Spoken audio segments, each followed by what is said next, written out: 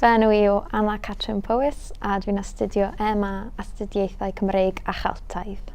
Ar ôl 3 blynedd yn byw ac yn astudio yn Aberystwyth a wedyn blwyddyn yn byw allan yn Sbaen, yn Madrid, nes I benderfynu bod hi'n bryd dod adre I Gaerdydd.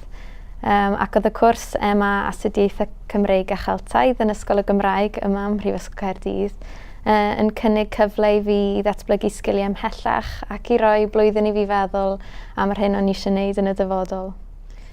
Mae un modwl creiddiol i'r cwrs lle ni gyd yn dod at ein gilydd a enw'r modiwl yna yw ymchwilio academaidd a phroffesiynol sy'n rhoi cyfle I ni ddatblygu sgiliau academaidd.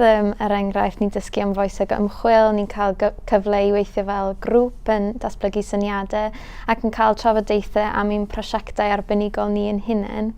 A wedyn mae'r modiwlau eraill, y pynciau arbenigol, yn gyfle I ni I ddatblygu syniadau a phethau sydd o ddiddordeb I ni yn bersonol. Felly, enghraifft, yn y tymor cyntaf nes I edrych ar dafodieithau gynwladfa ym Mhatagonia, achos fy gen I ddiddordeb yn y Gymraeg a'r Sbaeneg. A fi newydd orffen traethawd yn sôn am farddoniaeth am Gaerdydd sydd yn hollol wahanol, ond hefyd o ddiddordeb mawr I fi. Ac felly mae'n cynnig cyfleoedd I ni wneud unrhyw beth, pa bynnag ddiddordeb sydd gennych chi. Ond mae'n sicr di bod o fydd I fi I gael dewis beth o'n I eisiau gwneud. Cyn dod o'n I'm yn siŵr iawn pa feisydd ymchwil o ddiddordeb I mi, ond o'n i'n gwybod beth oedd fy ddiddordebau I ac oedd modd wedyn teilwr ar rheina I wneud gwaith ymchwil. Oedd yn bartneriaeth dda iawn.